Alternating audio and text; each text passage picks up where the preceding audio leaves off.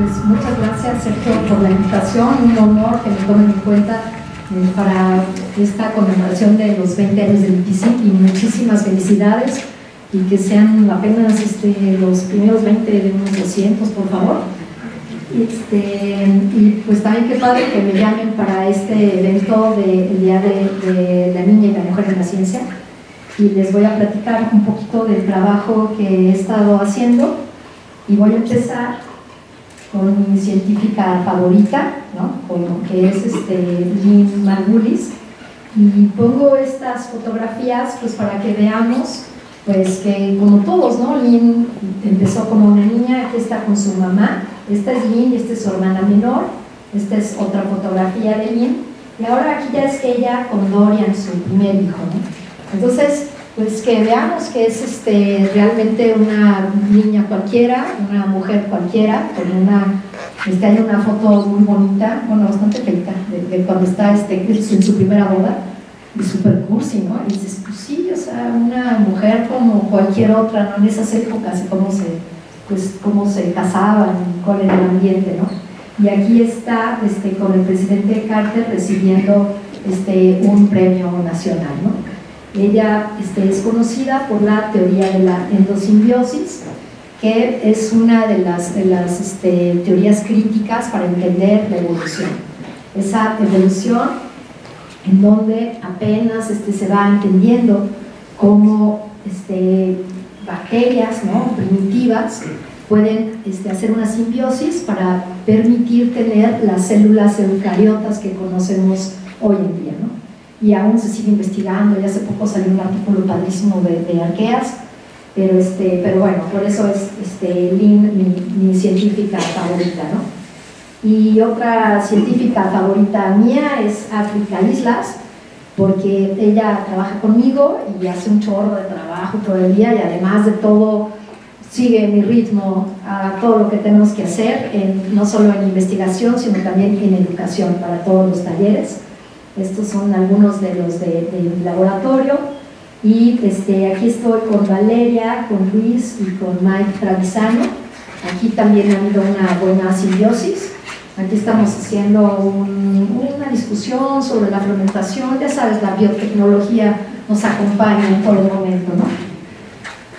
Y lo que les voy a platicar es un poquito de Cuatro Ciénegas, cuáles son sus características, por qué pensamos que Cuatro Ciénegas es un lugar maravilloso, un poquito sobre qué significa la diversidad. Cuando hablamos de diversidad, ¿de qué estamos hablando y cómo la medimos? A mí me interesa en particular en mi grupo entender las comunidades microbianas. Entonces todo el trabajo de mi grupo tiene que ver con las sociedades bacterianas. Y bueno, pues para no ser tan excesivamente optimistas, pues hay que ver lo que estaba pasando. El agua es el origen de la vida, el origen de muchas cosas. La base del ecosistema de Cuatro Ciénegas es el agua. ¿Y qué hacemos si se acaba el agua? Y ese es el riesgo que tenemos ahorita en Cuatro Ciénegas. Entonces, Cuatro Ciénegas está en el norte del país, está en el estado de Coahuila, y pues aunque no hayan ido a Coahuila, pues si más o menos ubican la geografía de México, está en el norte. Pero ¿dónde estaba Coahuila hace 100 millones de años? Entonces los dejo con el mapa, ubiquen dónde estaban Cuatro Ciénegas en esta cosa, ¿no? Y es muy fácil perderse en este mapa hace 100 millones de años, porque todos creen que esto es Baja California, pero Coahuila está aquí abajo, ¿no? Coahuila tenía mar, ¿no? Era como el Cancún de la época, entonces podías ir allí a sus playas. Ya después, cuando emerge el Golfo de México, ya cambia totalmente la situación para Coahuila, porque se queda sin playa, se queda en la mitad, rodeada de montañas, y entonces se vuelve un desierto. Pero este desierto, el truco que tuvo es que guardó el agua. Entonces el agua se guarda, y es agua que sirve para poder alimentar una serie de pozas. Entonces en este desierto, de verdad vas viajando Cuatro Ciénegas desde Saltillo, y dices, si aquí vive la gente, si aquí no hay nada, ¿no? Y en medio de ese desierto no ves nada, ni siquiera el agua. Tampoco es así como que llegues y veas por todos lados las pozas. Hay que conocer el área, hay que entrar por brechas, por caminos y encontrar pozas maravillosas como esta. Esta cuenca interior entonces contiene bastantes pozas, más o menos unas 400, y están alimentadas por manantiales. Aquí la precipitación es muy poca, entonces casi todo es agua subterránea. Tiene sin embargo especies de peces y de moluscos que son endémicos. Estos han sido descritos sobre todo en una época por el doctor Minkley, que fue quien descubrió que era un lugar único con este tipo de endemismos. Y las pozas son muchas, separadas, muy separadas, de tal manera que empezamos a encontrar que diferentes pozas tienen diferentes peces. Entonces este tipo de endemismos también lo hizo muy interesante. Entonces ya se va el pez y van a ver que ya no voy a quedar con puras pozas chiquititas, que son casi siempre bacterias. En una de estas pozas podemos encontrar este tipo de rocas, pero estas rocas en realidad son bacterias, y estas bacterias se llaman estromatolitos. Los estromatolitos son conglomerados de bacterias que se van formando poco a poco cuando grupos de bacterias tienen un componente mucilaginoso, de manera que se puede precipitar el calcio y otros minerales, y esto se va haciendo pues una piedra, ¿no? Se litifica. Y entonces estos estromatolitos, lo que tienen de interesante en Cuatro Ciénegas es que están vivos. Es decir, si tú rompes esta piedra, te encuentras esto pues lleno de bacterias vivas, y te encuentras que hay muchos pedacitos chiquitos que son estromatolitos en formación. Los estromatolitos son en el planeta la evidencia fósil de las bacterias. Así como encontramos huesos, encontramos pedazos de cosas y ámbar y demás para entender la evolución a través de sus restos fósiles, en el caso de bacterias, la única manera de saber de dónde vinieron son los restos fósiles de estas formas litificadas de los estromatolitos. Entonces los estromatolitos se pueden datar a millones de años y nos pueden dar la información de cuándo empezó la vida en el planeta, al menos en forma de bacterias que fueron capaces de formar complejos y organizarse para formar los estromatolitos. Y entonces vamos a encontrar estromatolitos, pero ya como fósiles, en muchísimas partes del mundo. Pueden ser unos tan altos como un edificio de 2 pisos, ¿verdad? Pero bueno, y esos ocurren, por ejemplo, en Grecia. En Australia hay lugares famosos con estromatolitos como Shark Bay. Y lo interesante es que nos hablan de un origen del planeta en donde obviamente la atmósfera era distinta. En esta época todavía no teníamos fotosíntesis, pues el ambiente no era un ambiente oxigénico. Y es tan interesante que inclusive la química del planeta es diferente. Por ejemplo, el fósforo, al no haber esa abundancia de oxígeno, era muy común encontrarlo ligado a un carbono, y eso es muy típico de los fosfonatos. Los fosfonatos son herbicidas, por ejemplo, y por eso es que los herbicidas pues, actúan, porque no es fácil aprovechar el fósforo cuando está ligado a un carbono. Solo las bacterias son capaces de hacer esto. Ningún otro organismo es capaz de utilizar el fosfonato. También, otras fuentes de fósforo pueden ser el fosfito. Otro tipo de minerales que van cambiando, que no ocurren en los primeros tiempos de la evolución, o sea, están presentes, pero no están disponibles. Por ejemplo, puede ser el cobre. Entonces, es importante ver que la evolución de la vida también está acompañada por la evolución de los elementos. Es hasta que empezamos a tener oxígeno que empezamos a tener un tipo de organismos distintos, ¿no? Y eso requirió nuevamente de bacterias. Esta vez son bacterias fotosintéticas, y son las bacterias fotosintéticas las que logran cambiar este ambiente y bueno, acompañan la evolución de la vida en el planeta. Es tan interesante que realmente sean las condiciones atmosféricas y los elementos los que conducen la evolución, que a mí me encanta este ejemplo, en donde en algunos seres vivos tenemos que el hierro es el acarreador del oxígeno con la hemoglobina. pero algunos otros organismos encontraron que el cobre podría hacer la misma función. De tal manera que tenemos algunos organismos que tienen hemocianina y son los organismos de sangre azul. Entonces sí, hay organismos con sangre azul.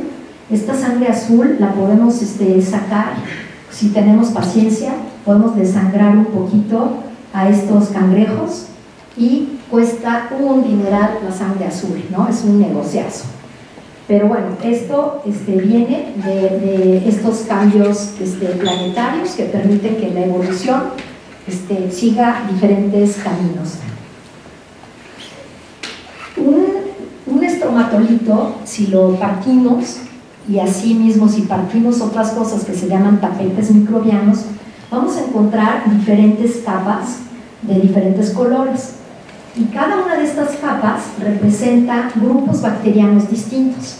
Entonces, la evolución se dio desde grupos bacterianos anaeróbicos, que estaban en la parte, digamos, de abajo, y pueden estar dependiendo en su metabolismo de azufre, de hierro, y después empezamos a ver que hacia arriba empezamos a encontrar algunos que ya son fotótrofos. A pesar de que están abajo, todavía ciertos tipos de ondas de luz pueden alcanzar este lugar y tenemos ya fotótrofos. Después ya tenemos fotótrofos oxigénicos, porque ya empieza a llegar un poco de oxígeno, y hasta arriba pues ya tenemos los fotótrofos oxigénicos. Entonces podemos ver cómo pasa la evolución, de tal manera que en este cuadrito tenemos millones de bacterias trabajando en unas comunidades complejas con diferentes tipos de metabolismos que se asocian unos metabolitos a otros, hay una interacción metabólica y casi todos los genes de la bioquímica que ustedes puedan leer en cualquier libro ya están aquí. Entonces, en este pedacito de vida ya se inventó casi todo el metabolismo que podemos conocer. ¿Cuáles son las dimensiones espaciales? Yo puedo tenerlo en mi mano.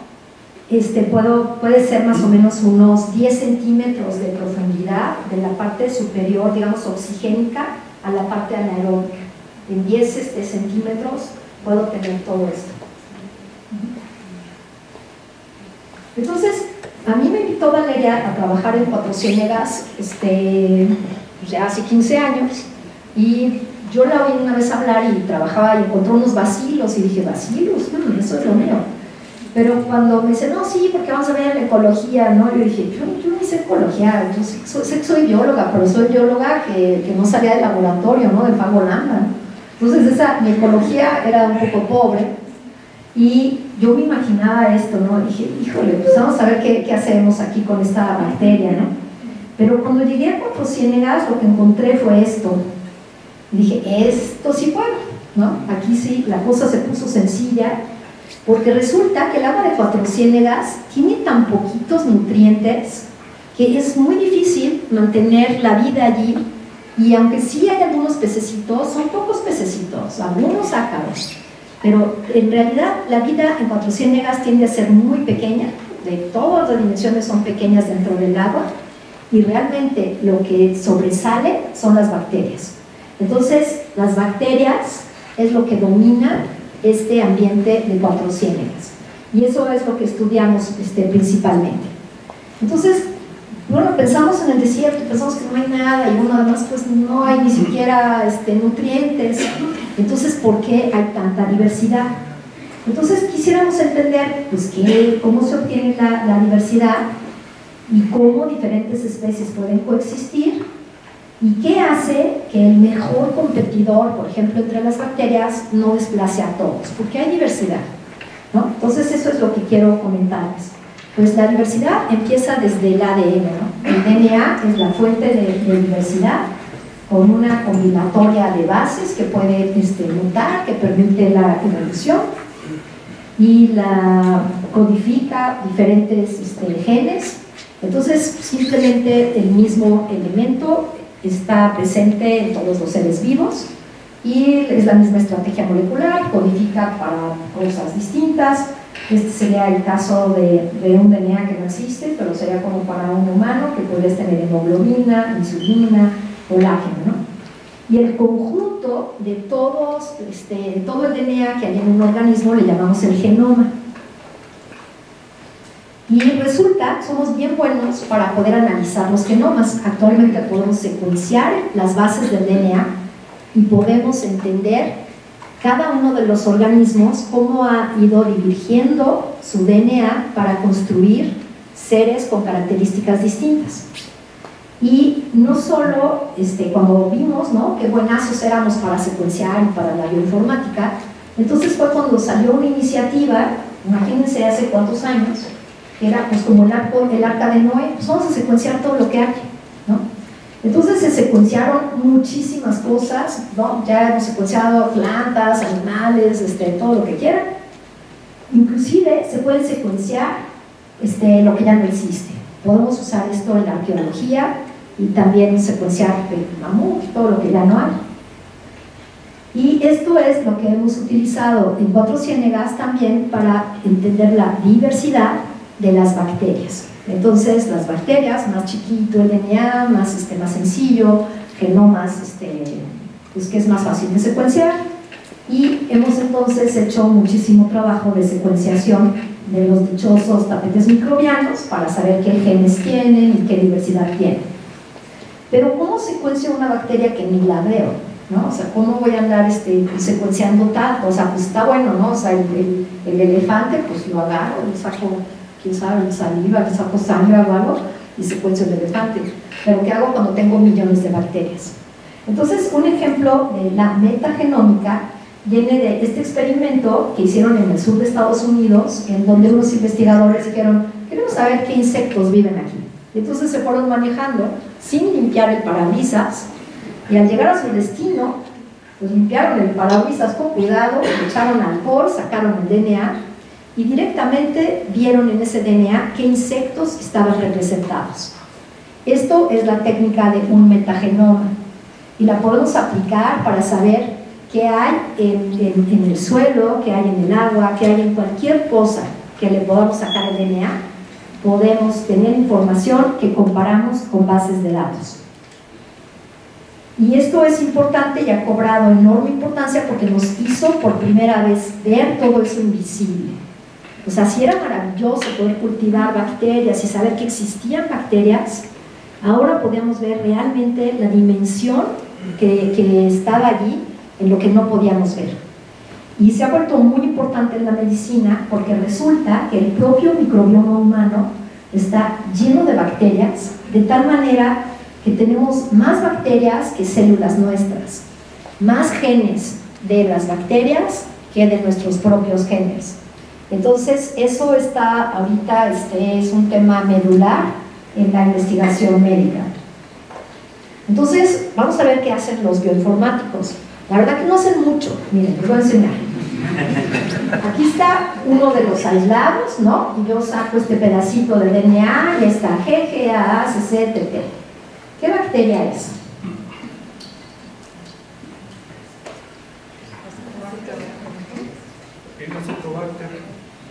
Ahí está, ya tenemos el primer bioinformático de la, ¿no? Para darle su diploma al salir. Ya de bioinformático. Y este aislado GTTCG Campylobacter, ¿no? Y el otro hacemos trampa, ya nomás sabemos que es el último, ¿no? Ya ni siquiera checamos, pero bueno, sí, el otro es E. coli.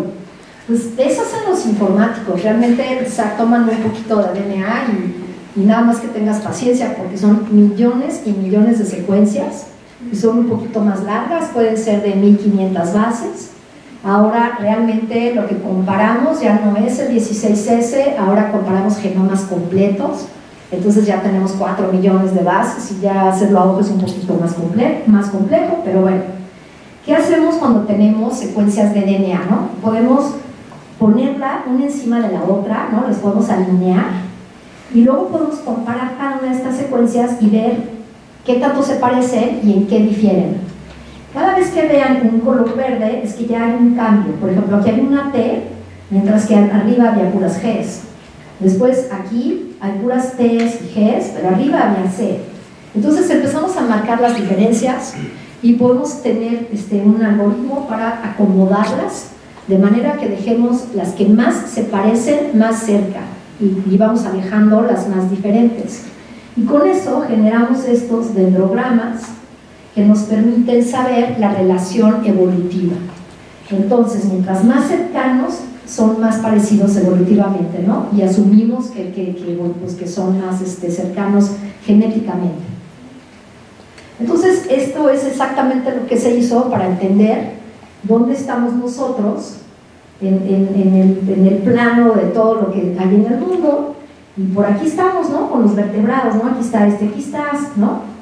Y estamos, pues sí, alejados de hongos y de muchas otras cosas, pero podemos comparar a todo lo que está vivo a través de esta estrategia, ¿no? de bioinformática con información genómica. Entonces, ahora sí les voy a enseñar en dónde estamos con respecto a todo lo que se ha secuenciado en la vida, de todo lo que conocemos. Todo lo que conocemos en la vida está en este árbol. Todo esto son bacterias, ¿ok? Ni se busquen, no están, ¿no? O sea, somos el último puntito de los epistoconta que quedaron acá en la esquinita. O sea, el planeta es un planeta principalmente de microorganismos, ¿no? La diversidad de las bacterias es algo impactante. Entonces, bueno, eso para bajarles el autoestima y que digan, pues sí, a lo mejor no somos tan importantes, ¿no? No somos nada importantes, entonces hay que cuidar todo porque nosotros apenas aparecimos bien tarde en la evolución y apenas somos un puntito aquí, ¿no? Entonces vamos a ver las bacterias. Las bacterias, ¿qué importancia tienen? Por un lado, las bacterias tienen una capacidad de dispersión mucho más grande que la de los osos, que la de todos. Los humanos, ahora que tomamos aviones, ya vamos, ahí la llevamos con nuestra capacidad de dispersión. Y además somos capaces de dispersar todos los microorganismos y el coronavirus y todo lo que tengamos dentro. Pero eso es algo que ha tratado, o sea, que a los investigadores les ha tratado, lo tratan de investigar. Aunque las bacterias por todos lados se dispersan, las puede arrastrar la arena, el viento, todo las puede arrastrar el agua. Entonces podríamos pensar que todas las bacterias de todos lados son iguales.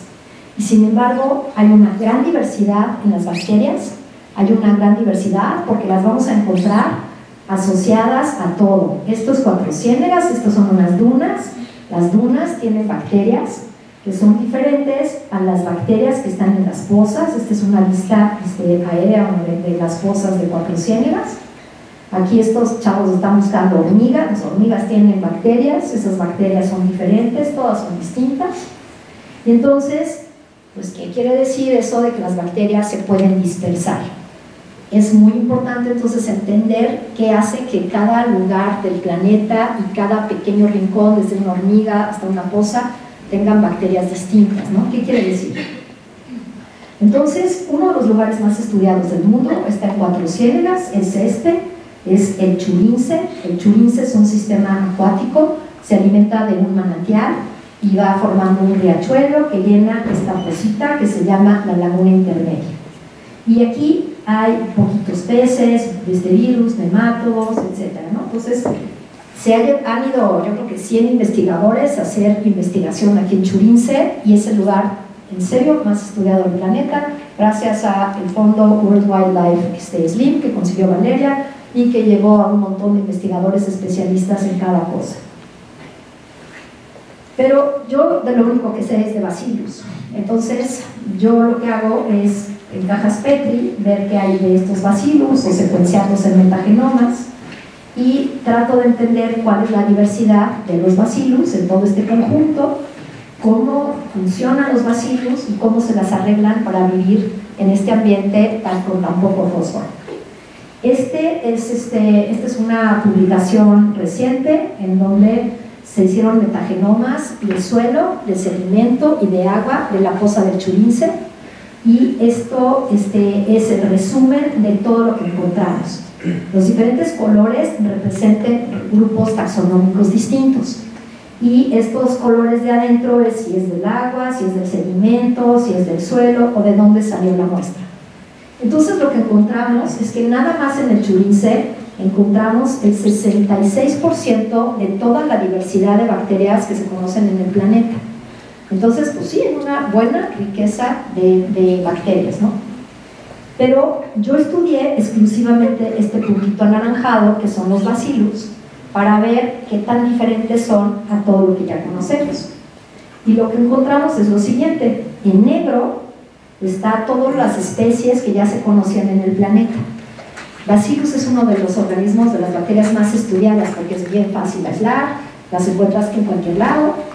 Y entonces, por 100 años se ha usado en la agricultura, se conoce muy bien, y hay muchísimas especies que son las negras, pero lo azul es lo que encontramos que pudimos cultivar allí en el Churince. Entonces lo que encontramos es que 26% de las nuevas especies que se aportaron al mapa de todos los bacillus es de allí del Churince, ¿no? Entonces sí es espectacular que cuando te acercas a un grupo taxonómico te encuentres esta diversidad que nunca había sido vista en el planeta. Y no es porque los hindús y los chinos y todos no hayan hecho la chamba de sacar miles de bacillus de diferentes lugares. Ellos hacen todo este trabajo y no encuentran cosas tan diferentes. O sea, hay artículos y dices, pues sí, pero no encuentran tantas nuevas especies. Aquí, todo lo que tocas, salen nuevas especies. Entonces, pues se vuelve un lugar realmente importante en ese sentido, ¿no? Ahora, estas miles de especies, al final, conviven en comunidades. Y eso es también algo que es lo interesante. Les decía, a mí lo que me interesa es entender este conjunto de bolitas, ¿no? Cada una de estas bolitas es un grupo bacteriano y estas pueden interactuar, como estas que están aquí con una flecha, podrían estar ayudándose, estas podrían estar compitiendo. Y lo que yo quiero entender es cómo le hacen tantas bacterias para vivir juntas.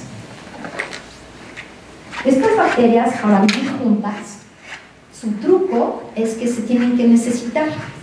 Porque si tú no necesitas a ninguna, te puedes ir a cualquier lado y ya, ¿no? Te las arreglas. Pero cuando resulta que dependes de otros, porque si no, no te alcanzan las enzimas para poder obtener el fósforo, o no te alcanzan los transportadores para meter algún azúcar, entonces tienes que convivir con otras y ayudarse.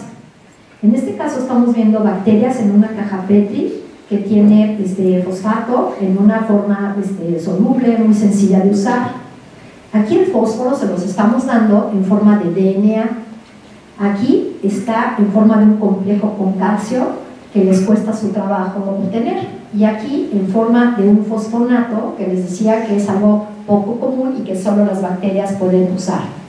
Entonces aquí vemos que algunas de estas bacterias, por ejemplo, el fosfonato les queda difícil usarlo, ¿no? Como esta es muy buena, pero todas las primeras dos líneas como que prefieren usar otras fuentes de fósforo. Entonces, si nos ponemos a ver esto con todas las bacterias de cuatrociénegas de ahí de Bacillus, del Churince, y preguntamos qué fósforo prefieren utilizar, encontramos este tipo de relación. Estos son todos estos Bacillus, y esto es la cercanía genética, ¿no? Es una filogenia, lo que pasa es que se ve bien chiquita porque no cabía de tantas que son. Y lo que vemos afuera es, donde está negro, quiere decir que son capaces de usar esa fuente de fósforo. El de hasta afuera es DNA, aman el DNA, o sea, se vuelven locas si les pones DNA, lo degradan de inmediato y se lo comen todito, ¿sí? No, sí les gusta obviamente pues el fósforo cuando ya está como con un complejo soluble con potasio, ¿no? Aquí lo que es la primera línea, y el fosfonato, fosfito y otro les cuesta más trabajo. Pero lo que quiero que vean aquí realmente es que muy pocas bacterias pueden usar todo. Es decir, una bacteria si pudiera usar todo tendría que estar coleccionando genes y genes por todos lados, y eso también sería una carga metabólica. Entonces las bacterias les conviene más tener poquitos genes y vivir en una comunidad en donde puedan surtirse. Entonces lo que ocurre es que si volvemos a ver otra vez un grupo de bacterias y vemos sus capacidades metabólicas, donde vean un grisecito claro, son capacidades que no tienen, y donde está oscuro es que sí tienen esas capacidades. Algunos grupos tienen muchas capacidades, pero todos estos de aquí es así como que son incapaces de formar sus propios aminoácidos, Inclusive son incapaces de hacer biofilms, de nadar con flagelos, o sea, muchas cuestiones que son fenotipos que asumimos que todos los bacilos los tienen, pues estos no los tienen. ¿Y por qué no los tienen? Pues porque viven juntas. ¿Para qué los tengo, no? Si el otro me lo puede dar. Entonces esto es algo muy común. Si tú pones a unas bacterias juntas en una caja Petri, como en este caso, esta bacteria con esta bacteria, las dos crecen. Si las pones por separado, no crecen. Entonces, las comunidades realmente son comunidades cohesivas, dependientes, codependientes, y eso es lo que hace que estas comunidades de Cuatro Ciénegas sean tan diversas, ¿no? ¿Qué tienen que ver? ¿Por qué tan diversas? Pues son tan diversas porque no cualquier bacteria llega y se une a un ecosistema y encuentra exactamente el metabolito que le hace falta. Hay una coevolución de las bacterias en los ambientes y solo en esa coevolución te puedes dar el lujo de perder genes, ¿no? Así como que, ay, se me perdió el suéter, pero ahí está Juan Francisco y me presta su chamarra, ¿no? Pero se tiene que dar una coevolución, o sea, a lo mejor entra otra persona y dice, ni más que te presto mi chamarra, ¿no? O sea, sí, esto se está dando por una cuestión histórica y no cualquier bacteria va a poder invadir un ambiente y no cualquier bacteria que perdió quién sabe cuántas chamarras y cosas se puede ir a otro lado y a ver si encuentra chamarra, ¿no? Entonces, esta codependencia metabólica hace que los microorganismos vivan en comunidades que son estables y esta estabilidad hace que sea tan rica Cuatro Ciénegas. No es fácil perder miembros de la comunidad porque todos están teniendo una función en estas interacciones. No todo es amor y paz en estas comunidades, algunas bacterias se pelean, por ejemplo en la parte de abajo tenemos una bacteria creciendo y arriba ponemos una gotita de otra bacteria. Esta bacteria mata a la de abajo y entonces vemos que hay un antagonismo, esta bacteria no deja crecer a la de abajo. Si hacemos este experimento con muchísimas bacterias, podemos preguntar quién mata a quién. Y lo que encontramos, por ejemplo, este es un pequeño experimento, ¿no? Las verdes son cada una bacteria que no mata a nadie y nadie las mata, ¿no? Ellas son de Suiza, acá muy políticas, ¿no? Muy correctas. Pero aquí abajo se empieza a poner fea la cosa porque esta es capaz de matar a todo esto que está aquí abajo.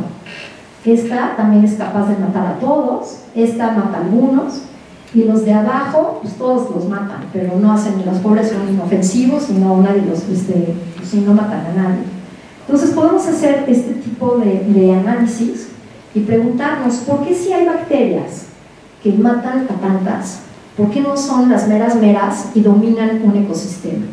¿Por qué necesitamos tanta diversidad, no? Pues por un lado, porque esas meras seguro que también se están robando el lunch de alguien, no creo que nomás estén así, ¿no? ¿Qué pasa si yo tomo estas bacterias y les pongo una calificación de qué tan buena es para matar o qué tanto te mata?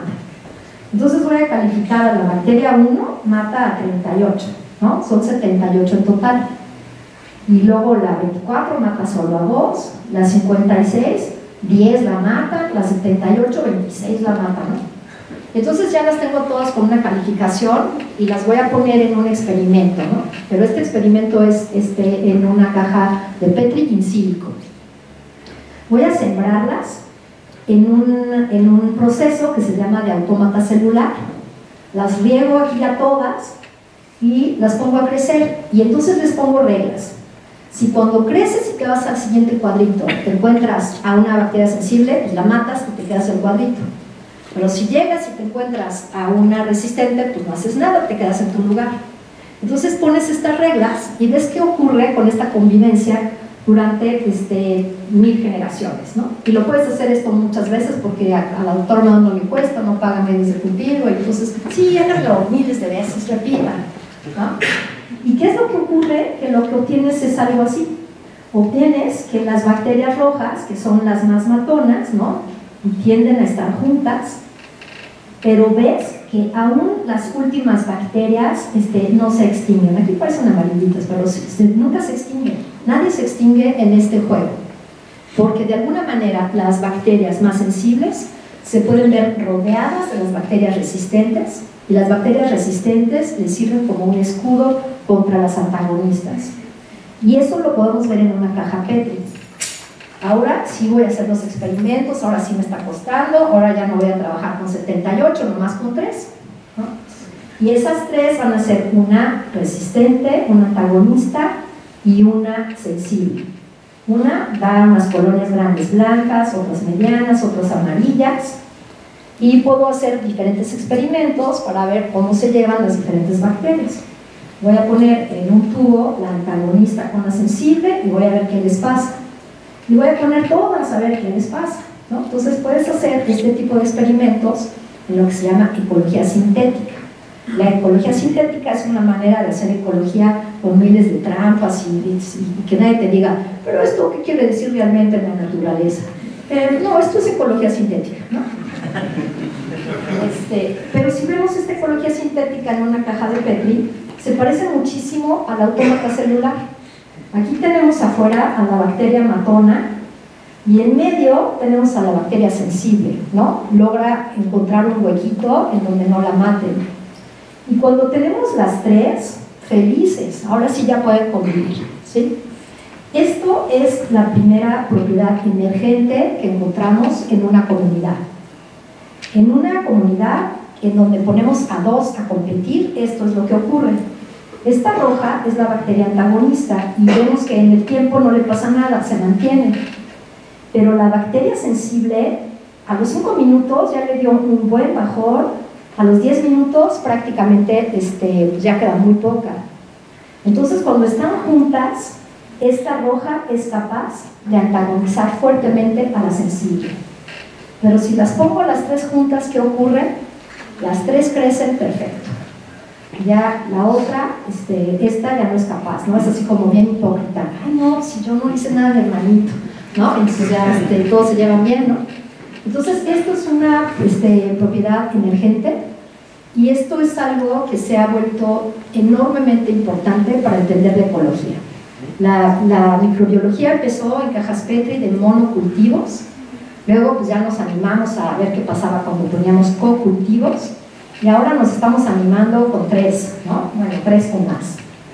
Típicamente en la ecología tenemos ejemplos como los que representamos de predador-presa, ¿no? El zorro, el conejito, el lobo, el conejito, lo que sea, en donde una población está controlando a la otra. Pero son 2 organismos que están en competencia.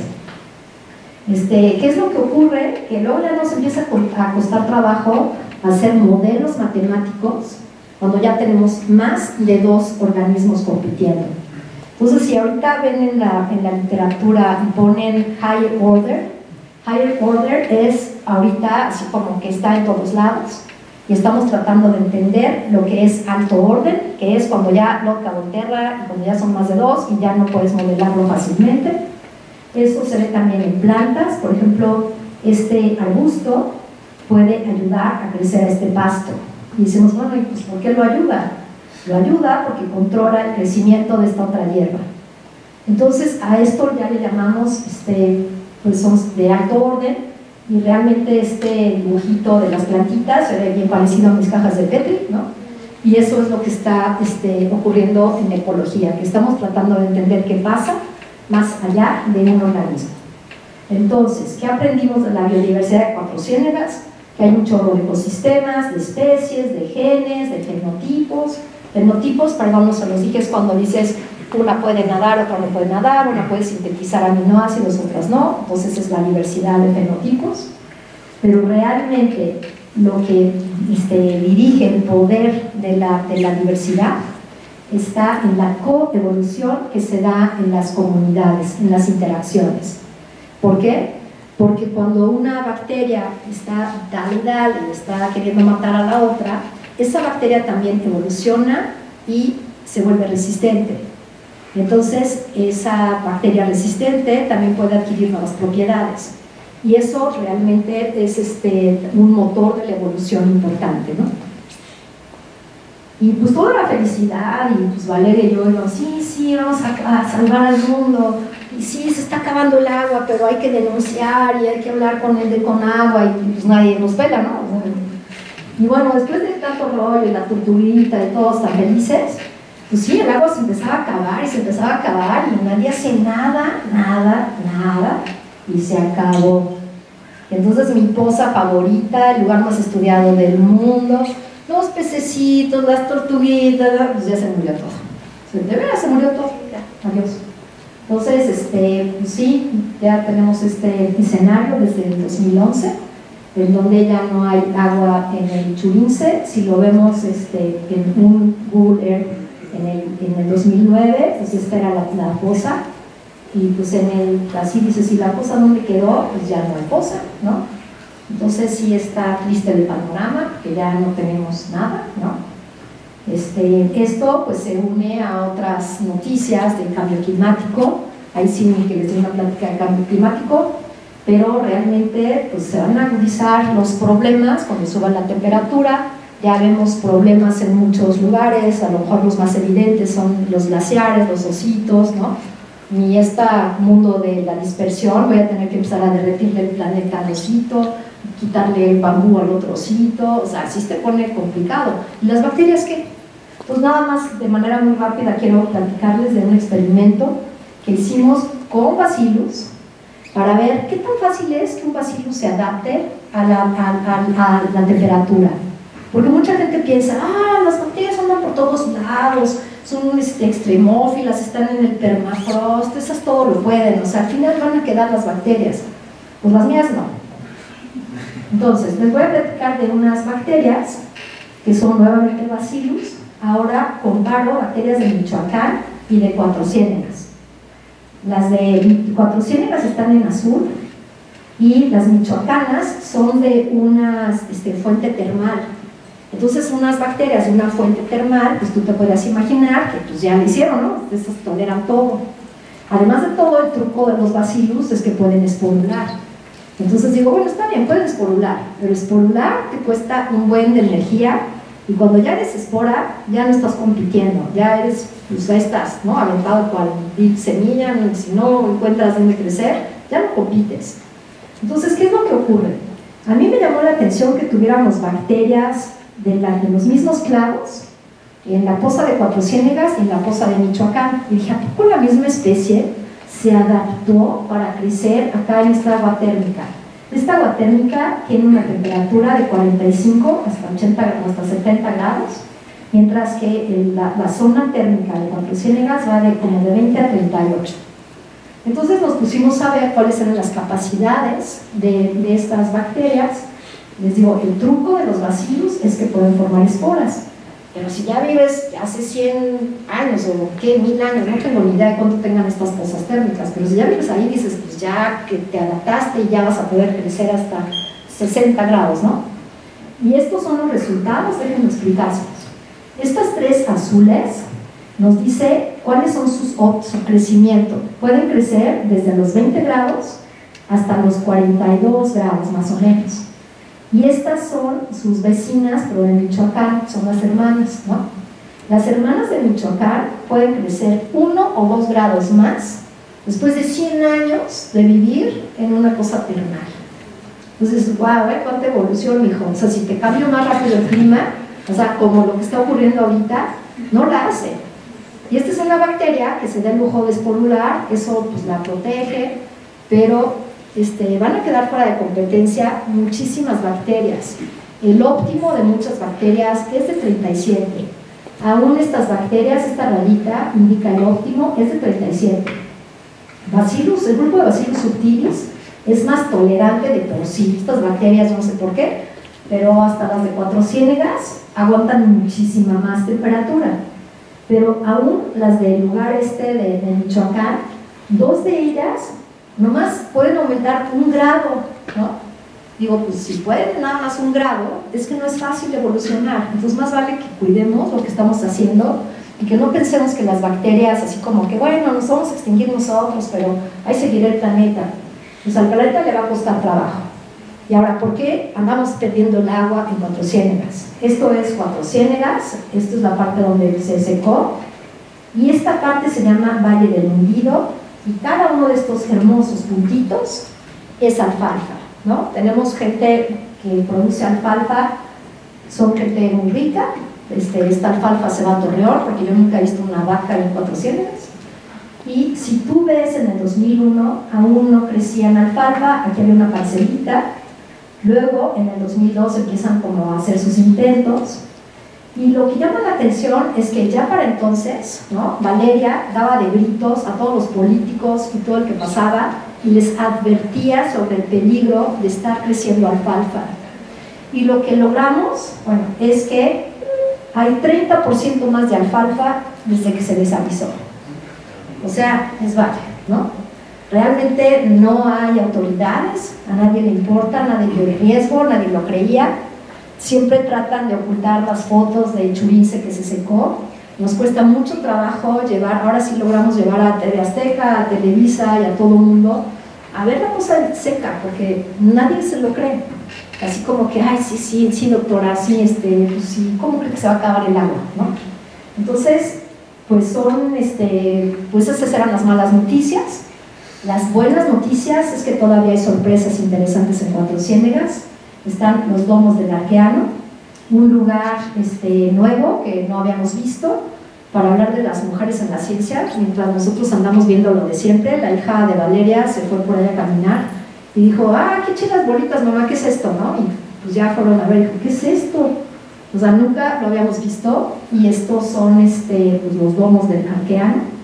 Son como si fuera una caja Petri. Esta es la caja Petri y esta es una pequeña poza que tiene colonias flotantes, interconectadas, y cuando las abres, ¿qué tienen? Es un tapete microbiano,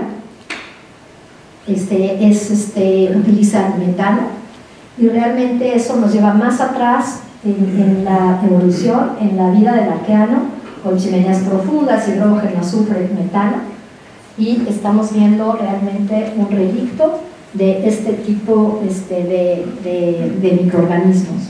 Entonces, bueno, pues en esas andamos, pues Valeria con sus tribus, porque se las arregla para llevar tribus completas, pues tratando de salvar el agua. Churince se secó unos años antes con mi grupo, nos llevamos agua y sedimento a mi laboratorio, tenemos peceras de Churince. Entonces siempre era la broma de que algún día nada más vas a tener que ir al laboratorio de Gabriela a conocer el Churince. Y ahora así es, el único Churince que hay está en mi laboratorio, con agua y con sus sedimentos. Logramos que se formaran perfectamente las capas otra vez. Bueno, no hicimos nada, nos dejamos en paz, ¿verdad?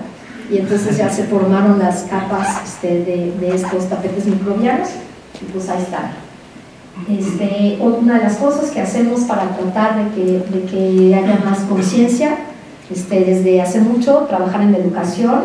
Tenemos los talleres Ciencia Viva. Los talleres Ciencia Viva los hemos hecho hace mucho en mi grupo en el CINESTAD.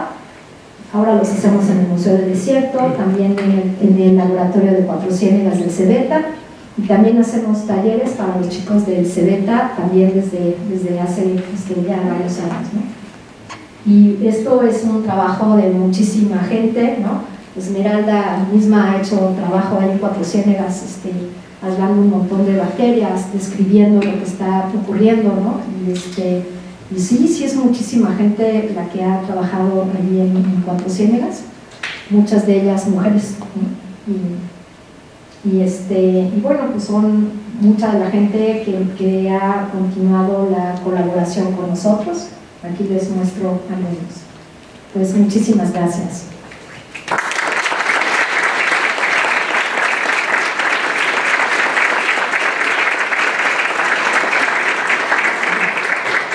Bien, pues.